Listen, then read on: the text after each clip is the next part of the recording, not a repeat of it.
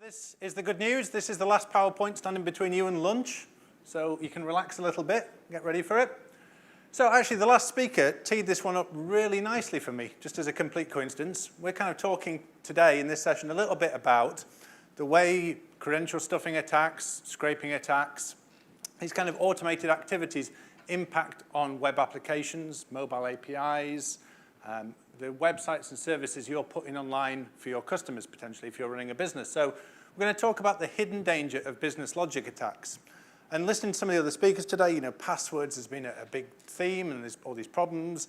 And effectively, only a few years ago, maybe when you heard of a breach in the news, and you thought, oh, thank God, that's not my company, that's someone else's problem. Except now they've got a list of emails and passwords that they can use to breach your company. So someone else's breach rapidly becomes your problem. And I'm sure you've all seen the news over the last few weeks, years, months, whatever it is. There's always something in the news about another organization has been breached, passwords, credentials, information has been leaked, which is why we end up with these large online data sets attackers can use. And the way they're exploiting businesses and web applications isn't the thing that we traditionally think of in security. A lot of the time in security, we're thinking about pen testing, we're thinking about vulnerable software, we're thinking about remote code execution, technical exploits, the idea of Donald Trump says the 400-pound hacker in the bedroom, with the dark web and the flashing screens of text and all this sort of scary stuff going on. And actually, it could just be someone who's got a list of usernames and passwords and is sat there trying each one to see if it works on a particular website or service. So we're going to talk a little bit about the hidden dangers of this. And if we look at OWASP, who kind of write a lot of the standards around web application security and the frameworks and the testing you should be doing, they talk about the misuse of inherently valid functionality in a website. So the things you put on your website to make it easier for customers to do things, to find things, to buy things, to get information, to log into their accounts, can then be abused by attackers. Not anything particularly technical, not remote code execution, not open ports and vulnerability scanning, but just simply using your website in a way you perhaps hadn't intended it to happen. So why are we talking about bots? Well, let's start with what is a bot. So if we have a normal person, they have maybe the Chrome browser, they want to do a HTTP GET, they want to get information from a website. They go to a domain, it serves them information back. Fairly straightforward. The problem is that if we add a bit of script in there, something like Python, we can start to scale that up. We can automate that action very easily. There's lots of other frameworks out there, lots of other languages out there we can use, but the point is that one person can very quickly write something that can get not just one web page, but scrape all the web pages, capture all the information. Not just try one username and password, but try 1,000, 100,000, a million different combinations of username and password.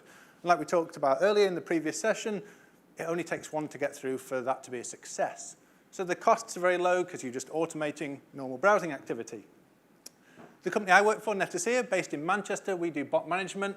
And these statistics are skewed towards us because we primarily deal with people who have recognized and know they have a bot problem. But what we see is 53% of the traffic visiting web applications, so 53% of the traffic going to websites, the resources you're paying to host in the cloud or on-premise are automated bots. Of that, 33% of those are malicious or unwanted. You can have good bots like search engines. You can have bad things like credential stuffing bots.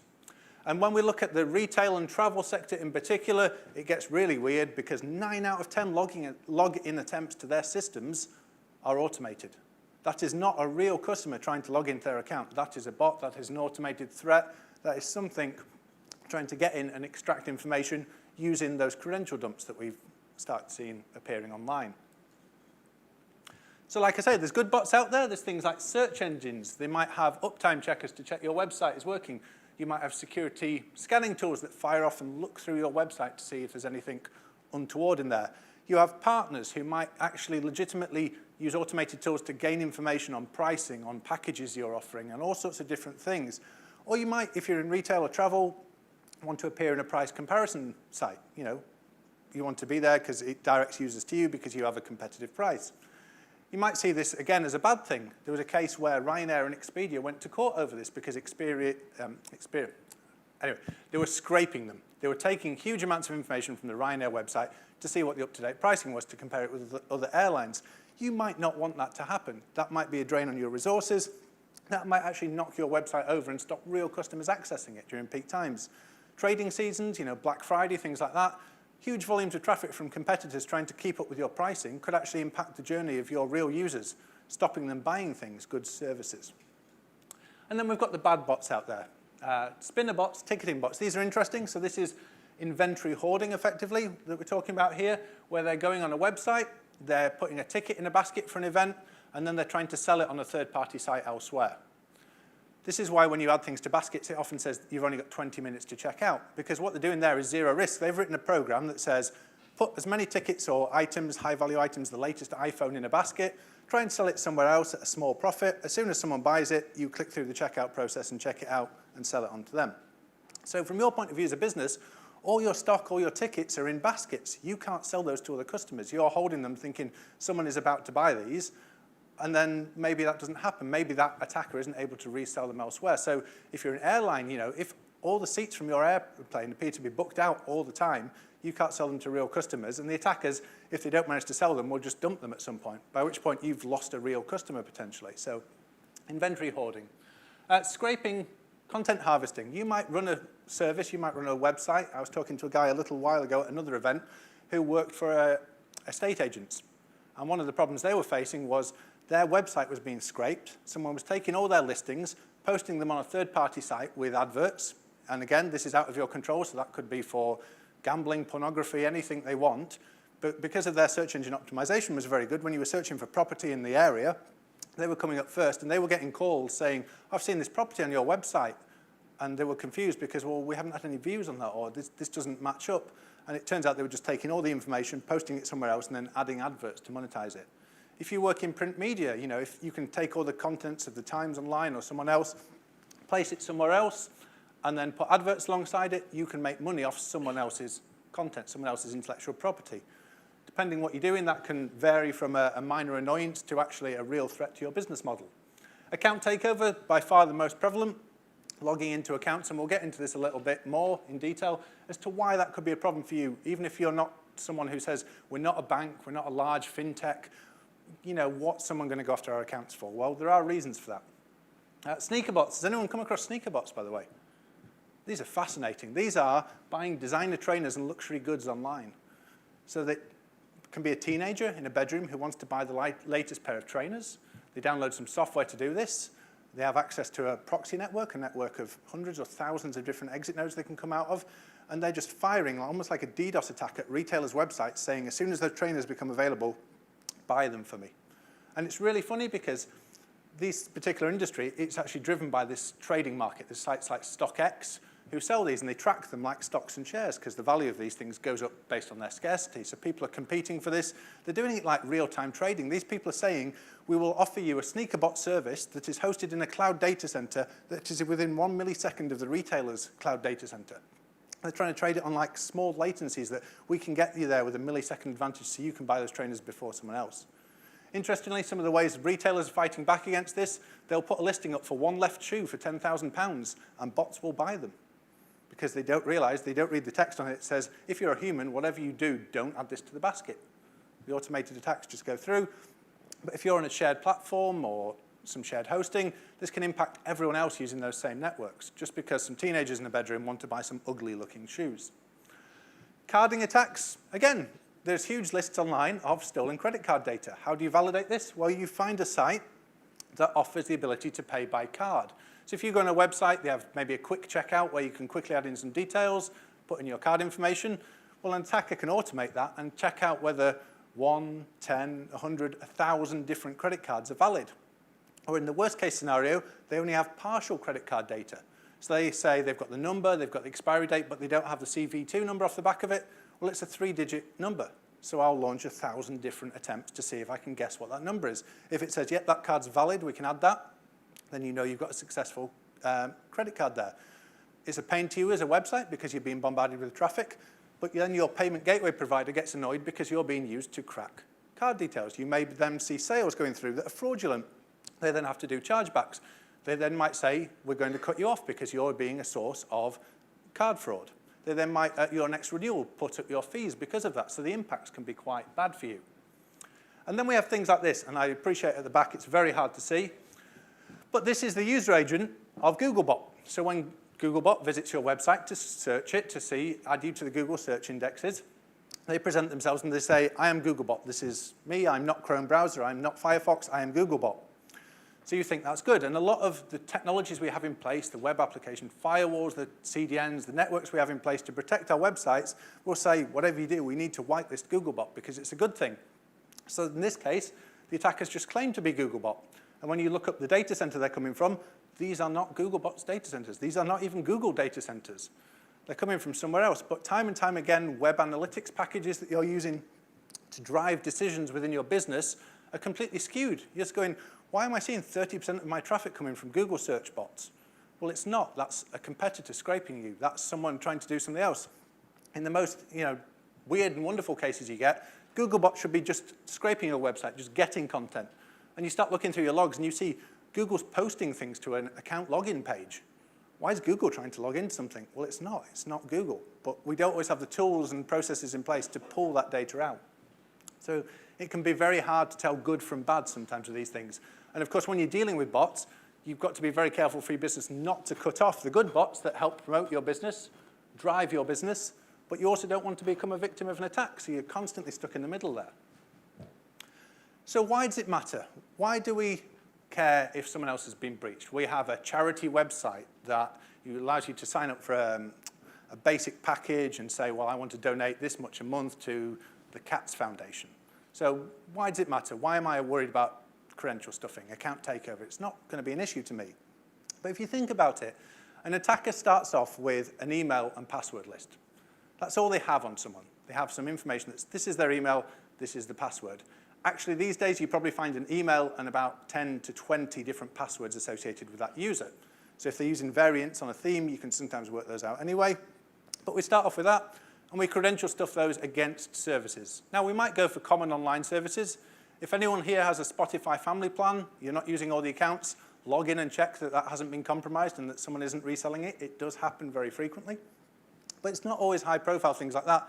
They can go after lower value things. They can go after charities. They can go after anyone they want, because when they put those credentials in, if they're successful, the costs to them are very low of doing this, but maybe they can get a name out of your service. Maybe they can get an address. Maybe they can find out that you're paying £6 a month to the Cats League. So now, when they ring up your bank and say, I've forgotten my password, but this is my name, this is my address, this is my date of birth, and, oh, yeah, regular payment. Well, I pay this to this service and this to this service.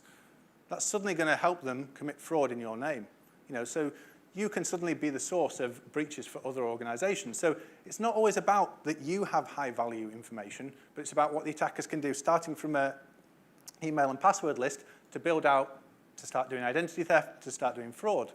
Imagine you're a mobile operator, and someone just logs in and says, OK, when's their phone contract due for renewal? When's this service expire? And they then start phishing you. So they use this information to deliver a targeted phishing campaign. I ring you up and say, I see your mobile phone's about to renew. We can offer you this great deal. Just give me your credit card details, and away we go. All these kind of things lead to a bigger picture of fraud, of losses to you, and then you're named in this. Your business becomes part of this when the fraud investigation occurs of how they got in that sometimes. So sometimes people can end up with their names being dragged through the mud. And again, it's like the slide with Jared up there that we had earlier with Twitter on. It's often, the user has set up a known vulnerable username and password combination, but it then becomes your problem as a business. Cost of credentials. So one of the things that when I talk to people about this, there's often a misconception that it's all on the dark web. It's all elite cybercriminal forums with access to top secret lists of things. And I like to show people that those things do exist. There are definitely very sophisticated threat actors out there. But the barrier to entry into cybercrime and credential stuffing and account takeover, all these kind of things, is at an all-time low. It's becoming commoditized. It's becoming even easier to get. So how do we find some compromised credentials? Now, people will start telling me, oh, we do a phishing campaign. We do this sophisticated malware campaign. We do all these things to harvest credentials. Or you go to Google, and you very carefully make sure you don't have Google image search on, and you Google check my dump. You then find a Twitter feed called Check My Dump, which is a robot someone's written that scans pastebin looking for fresh credential dumps. And what the threat actors do is, when they have a list of new credentials that are out there that have been compromised, they will post them on sites like Pastebin, small subsets, just as proof that they have good, valid credentials. So you can use a bot like this, and I've suddenly got lists of usernames and passwords for no cost to me. I've just simply Googled that. Thousands and thousands and thousands of passwords. Very easily, there's no cost to me. So the barrier has never been lower. And even if we want to just get started in cybercrime in general, we can look for the correct term. So we can look for combos lists, which is the slang for the usernames and password combinations. And we find the first thing that pops up is a YouTube tutorial on how to get fresh combo lists, how to arrange these, how to cleanse the data, how to make it more efficient to break into accounts on sites. So we've started off as cyber criminals. We've now got a list of usernames and passwords. We don't want to do this from our own IP, from our own computer, because we'll get caught out pretty quickly. So we go online, we look at some of the forums, Sentry MBA, or we go to proxy list. Suddenly we've got a list of proxy network nodes that we can use to exit from. So we're not coming out of our IP anymore. We can come out of hundreds or thousands of different locations all across the globe. Again, often you can get free services, free versions of this, right up to full paid anonymity, and we'll come on to that a bit later. But this is a really quick and easy way for someone to get hold of credentials, get hold of a network, and then we need a tool to do it. Now, you might think we'll have to write a script, we'll have to develop our own software, our own automation, this requires technical skills. No. You go to Sniper, this is not on the dark web, none of the things I've showed you are on the dark web so far. And this is account recovery made simple. This is a tool that's been sold specifically for credential stuffing. It comes with a modern UI, it comes with, as they describe it, insane live support. This thing has better UI and support than a lot of the security tools we as security professionals use day to day in our jobs. And for the price of $20 in Amazon gift cards, you can get hold of this software. If you don't want to pay $20, go on the Pirate Bay and get a cracked version for free. Be very careful if you decide to do that, because they're usually backdoored with ransomware as well. But if you have a virtual environment you can test it in, it's worth having a look. You fire up these tools, and the first thing you see, unless you sat at the very back of the room, is a list of all the services out of the box that this thing can then test those usernames and passwords against. So effectively, you're just going to go in here and tick Netflix, League of Legends, VPN services, loyalty point schemes, Subway, all these kind of things. And these are pre-configured templates for taking usernames and password lists, putting them into websites, trying to test if they work, and then extracting information from those accounts. The ones on the top are the ones that come with a tool. The ones below are their community repository. People in their own forums contribute to this, and then you can set up custom ones yourself. So then it's very easy. We're just going to tick the services we want, tick the list of usernames and passwords we want, and this also has tools in for deduplicating data sets, so you can sort your credentials to make it as efficient as possible, and then we can launch an attack. And because these configs are designed to not only stuff information in, but they're designed to extract information back out, it runs very quickly. So in this case, it was checking 168 credentials per minute, using just over 1,000 proxies, and pretty quickly it's got 2 hits. And again, you can't see it from the back, but this is for an online streaming service, and it is telling you the username and password that worked, the packages that were available. So in this case, it's sports packages, so what those accounts have access to.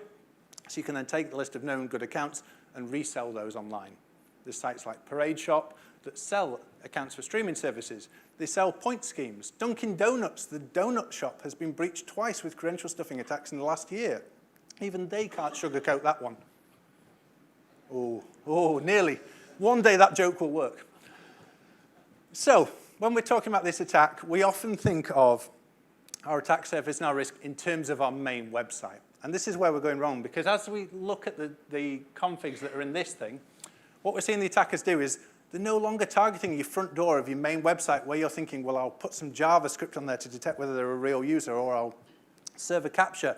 They're going for the web apps, the mobile APIs, the things that you're using to allow a mobile app to talk to your service or a partner to talk to your service. So most of these we've tracked over time, transitioning from the main website, which is what we think of in the attack surface, to actually reverse engineering a mobile app and using that, because you've put a lot of security around maybe your main website, so they'll target the mobile app. They'll target the API.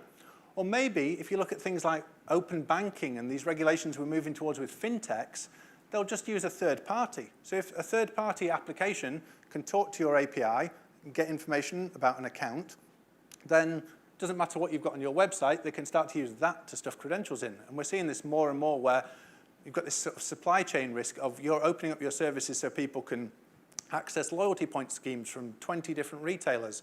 Well, each one of those retailers is now a potential credential stuffing risk to you if you're holding the point scheme. So it becomes very difficult, and we're often just solely focused on the website. We forget about we're adding in all these functions, these new things in mobile and API, and the attackers just reverse engineer it, pretend to be the API, pretend to be the mobile app, pretend to be a legitimate partner, or they'll just go to the partner's sites and services and use those to attack you. So we've got to think of the risk holistically for all the services we're putting online. Here's a nice example. So we talked about this in terms of business logic. Logging into a website, accessing account information is inherently valid functionality that can be abused. But then we start to try and think, well, we're cleverer than the attackers. In this case, we think that every time they try to enter a username and password 5 times and get it wrong, we're going to block them for a quarter of an hour. If they do it again, we're going to bar them for 24 hours. I'm sure you've all come across this before, and you've been immensely frustrated when you've forgotten your password so many times and it goes, whoa, whoa, whoa, slow down, wait 30 seconds, wait 5 minutes before you try that again. So it infuriates real users, and attackers dance around it. This is new account creation. So this is a website that allows you to create free accounts for free. So the attacker has written a script that has automated this, and you see these spikes here where they're creating new accounts that they know the username and password for because they've created them. So they try 4 combinations of usernames and passwords that they've got from a data set, and on the 5th one, they try one of the accounts that they've created, and that resets the limit again. So they never try things wrong 5 times, they do it 4 times, and then put in a known valid one. Even if they didn't want to do that, the blocks are usually focused on their IP or their user agent, so they can just use the proxy network to change it. But things like this, where the attackers have worked out how you're blocking them, reverse engineered your business logic, and are using it against you. And again, this is going to throw people all over the organization because your marketing team think, great, we've got all these new sign-ups. Why are they not doing anything? Why are we seeing an increase in fraud? What are all these things going wrong for us? So it can become a big problem.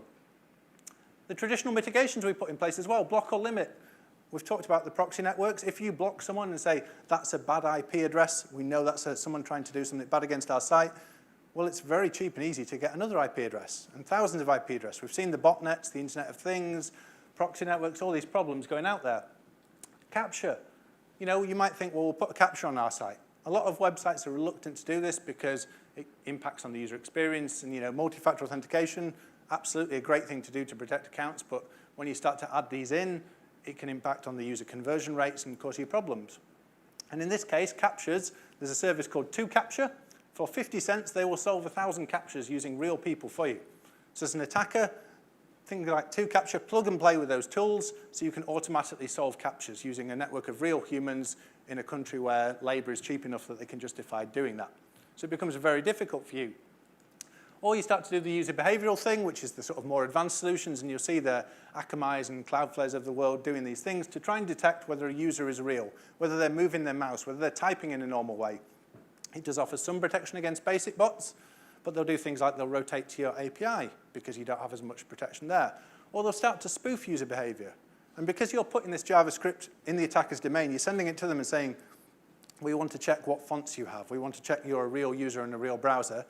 The attackers can reverse engineer that and spoof those signals back, so it becomes kind of difficult to do. So we need to really be careful about some of these things. The other thing with blocking is, every time you block or limit someone, they can just rotate and come out of a new IP, and you can end up DDoSing yourself, because if they've written their tool badly, it will just keep scaling against you to the size of their network that they have available. So you can end up trying to block users playing whack-a-mole and end up with a huge volume of requests coming to your site because the attacker can scale faster than you can block them. Here's a nice example. So this is what I call blame the Russians. It wasn't the Russians, but what happened at the start of a large-scale attack was this big spike here. All this traffic is coming from Russian data centers. So initially, the organization thought, we're under attack from a Russian data center. We're going to put some blocks in place. So you'll see it goes up very quickly and then gets shut down. And the organization think, great, we've done a huge, valuable service for the business here. We've blocked them. What they were actually doing with this was a decoy. They were working out what the rate limit was. So you might put a rate limit in your website to say, well, from certain geolocations or from a certain number of IPs or from an individual IP, we're going to limit the number of requests to a certain number. So you can't launch hugely volumetric attacks. So they worked out what the ceiling was, what you were automatically going to trigger and block them from, and then distributed it from lots of different countries, just staying under your rate limits. They never triggered it. So your traditional logs and alerting you have based on thresholds in your security center, they just duck under that. And it goes on long enough that nobody notices. They've run out of all the credentials to test. They're very happy with their results. And then it's only later when fraud starts to occur, someone looks back and goes, hang on, what was the problem here? So how are attackers doing this? And again, we might think of technical exploits. We might think of these botnets of compromised devices, Mirai, and all these scary things that are out there. Actually, it's a lot easier than that, usually, because there are commercial services that sell proxy networks. This case, Monkey Socks, with their wonderful website and branding. Key facts about them that don't seem suspicious at all. They offer anonymous proxies with no usage logs, no usage limits, and they guarantee to be whitelisted. So the IPs that they're offering you as part of their proxy network are not going to appear on any threat intelligence feeds. They are real domestic IP ranges in real countries. So you can say, I want IPs, my attack to only come from Manchester, or only from this mobile network in this city or this region of the UK. So it blends in with your normal traffic. The way they do these things is they build SDKs into mobile apps. So if you get a mobile app for free, you might have to pay for it to upgrade it. You might see adverts in it. Or increasingly, we're seeing people offering join a proxy network, give over a portion of your resource, and you won't see any adverts. So it's a way of monetizing mobile apps and games. So suddenly, you're seeing attacks being launched against your website, your mobile apps, your APIs, from real customers' devices. So the same user, the same device, could at one point in the day be buying goods and services off you, then later on, when they're not using this device, this mobile SDK kicks in and starts to route malicious traffic out of them. And there's lots of services like this built up for legitimate use cases like scraping, but some of them for less legitimate use cases as well. So it's really interesting and really worth being aware of that the concept of a threat intelligence feed of a good IP, a bad IP, you might be able to see some malicious data centers, but increasingly attackers are blending in with residential proxy networks, with residential capabilities, and even mobile. There was an event I was at quite recently where they were talking about they had a network of 7.5 million mobile IPs and around 35 million residential IPs globally. So you could choose pretty much any country in the world you wanted and launch things from legitimate, seeming IP ranges, not just DigitalOcean data centers that we see attacks from all the time. So, quick summary. The bot threat is increasing. We're seeing more and more sophisticated attacks. We're seeing more distributed attacks. We're seeing more and more low and slow things where people simply don't know this is happening in their traffic. They don't have visibility of what's going on in their web traffic. The question to you to think about is, do you have visibility? If you are an organization, how much can you trust the data in your analytics package? How much can you trust the fact that you know that those are all real users consuming your resources you're serving content to? And establish ownership. Often the bot problem, because it's not well known and it's not on an established risk register, because it's not a traditional cyber problem, falls between the cracks. The marketing team see skewed analytics. The DevOps and infrastructure team see resource costs going through the roof. The security and fraud team see breaches, but no one joins those dots up and says, actually, this is the overall problem to our business. It's costing us time, it's costing us resources, it's costing us in breaches and fraud that's going on. So it's really important to think about establishing ownership in your business. And building is better than blocking. I've kind of ripped through some of the things there around why blocks don't always work, some of the defenses there. Depending on your risk, they can be effective. If it's enough to deter an attacker, that's great. But actually, if you have anything of value, you need to start thinking of smarter ways. Using an intelligence feed to automatically reset customers' accounts as soon as they're involved in a credential stuffing attack. Before that fraud happens, be able to reset their account. Be able to serve multi-factor authentication or some additional password check or some account check just to those targeted accounts that you believe are being compromised or attacked. And actually being able to just serve alternate contents. If you're being scraped, if you know it's some competitor scraping you, you could tell them any information you want. And some people do have real fun with this, with giving their competitors wrong pricing information. So building this kind of intelligence into your web applications and into your development process is far more effective than just playing whack-a-mole at the perimeter with your CDN or with your WAF. It's not always the easiest thing to do, so you kind of do have that staging point where you go, we'll start by blocking, we'll start by serving capture, and then we'll transition. But the more you can think about building bot intelligence into your processes, into your risk management, the better. Hopefully that makes sense. Hopefully you're all ready for lunch now. Yeah? So we're around upstairs, Netacea. We have a stand in the corner as you come through. Just turn back on yourself, say hello to the guys, say I sent you. I'll probably get a pat on the back for that. Thank you very much.